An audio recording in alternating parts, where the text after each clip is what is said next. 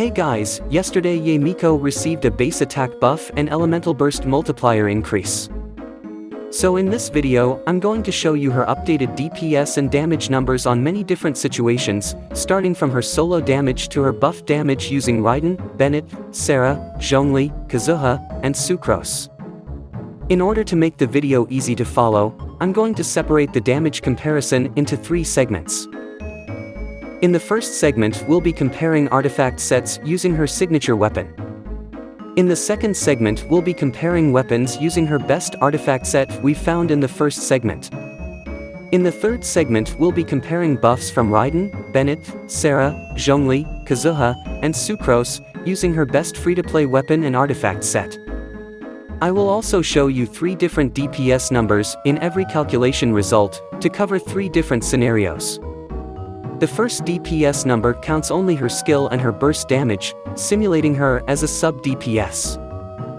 The second DPS number will add additional for charge attack damage to the first DPS number, simulating her as a hybrid sub-main DPS.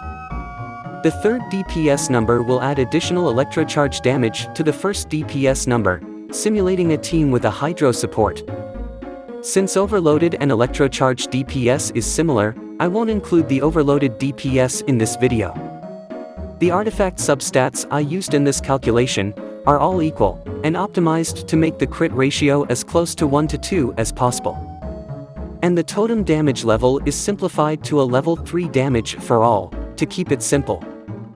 And for the Widsith in the weapon segment, instead of comparing each passive bonuses, I decided to average out all of the passive bonuses into one average Widsith passive bonus, since we can't control which bonus is going to trigger anyway. Without further ado, let's start with the first segment, the artifact set comparison. This slides will show you from the least DPS to the highest DPS.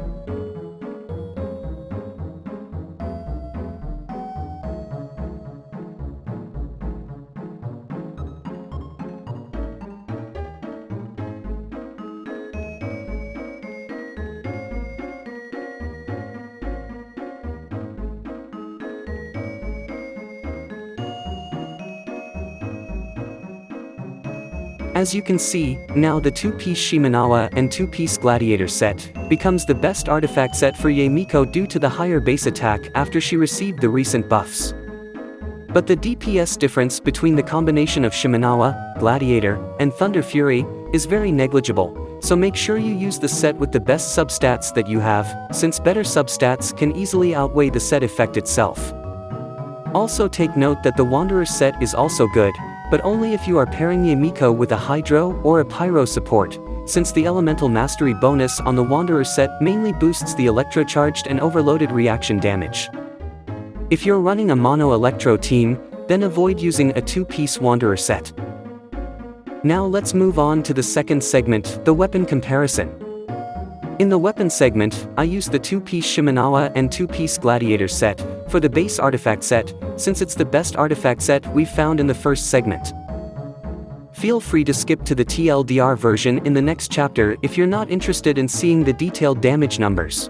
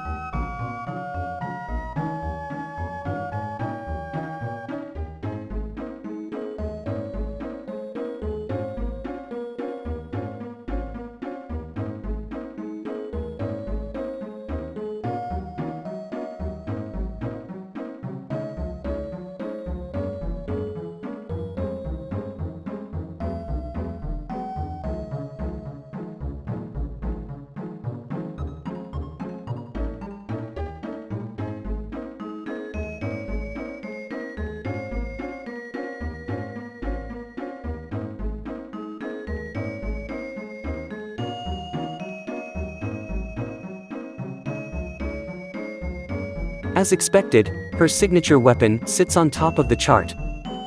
While in R1 Skyward Atlas being the next best 5-star catalyst without any passive requirements to reach that DPS, it's a really good choice if you already have it. There are 2 4-star weapons that can surpass the Skyward Atlas, which are the Widsith and the Black Cliff Agate. But note that to reach that DPS number, they need to be triggered timely and properly. Especially for the Black Cliff Agate, it should not be easy for a sub-DPS to actually defeat an enemy. So the best free-to-play 4-star weapon for Yae Miko, in my opinion, is the Widsith, followed closely by Mappa Mare, since you can make it to R5 if you have enough prototypes. Next, let's move on to the last segment, which is the most exciting part, where I will show you Yae Miko's damage numbers after being buffed by support characters such as Bennett, Raiden, Sarah, Zhongli, Kazuha, Sucrose, and the combinations of those. Let's start with Yae Miko damage numbers using an R5 Widsith we saw earlier, as her baseline.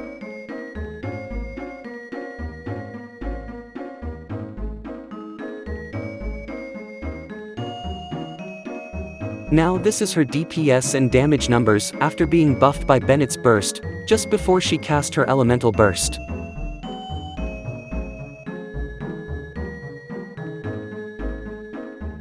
And this is after being buffed by Raiden's elemental skill.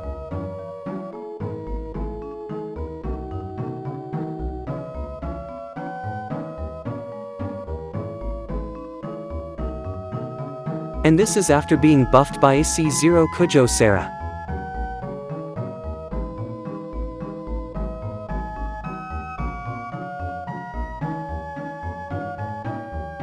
And this is after being buffed by AC6 Kujo Sarah.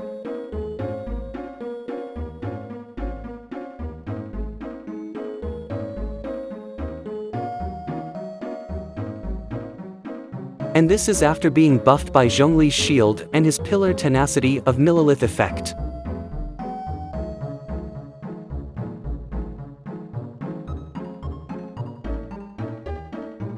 And this is after being buffed by Sucrose's Viridescent Shred and Thrilling Tales book.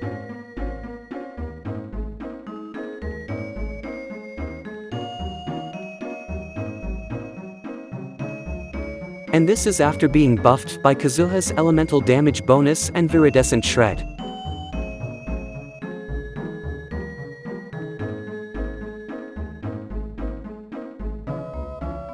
And this is the complete chart for each buff. As you can see, the top 3 buffers for Yae Miko are either Kazuha or Sucrose, then Zhongli, and Bennett. Now let's combine all those buffs from Kazuha, Zhongli, and Bennett, and see how much is Yae Miko's damage and DPS after that. Now look at that, guys. That is the DPS number of an off-field DPS, which I think it's awesome considering you can still do more damage using the other 3 characters. The question is, will they make a good team though? My prediction is yes. I will be experimenting with Bennett using a 4-piece Thundering Fury set and make him a main DPS supported by Yae Miko's totems and her burst damage. Bennett will be slashing like a madman thanks to the cooldown reduction provided by the constant electro application from Yae Miko, while providing tons of particles. And he will be protected by Zhongli's shield, and he will be constantly healed by his own infinite elemental burst, and Kazuha will be sucking enemies back in and amplifying everything, while Yae Miko will unleash her burst periodically. But I can also see people would run Raiden, Kazuha, and Bennett, or maybe Kujo Sarah. I think Yae Miko will definitely be a versatile unit that can be placed in many team comps. So that's it, guys. I hope this video helps you decide whether you're gonna save up for her or not, and farm for her artifact sets, and prepare for her weapon. If you have questions, let me know in the comments.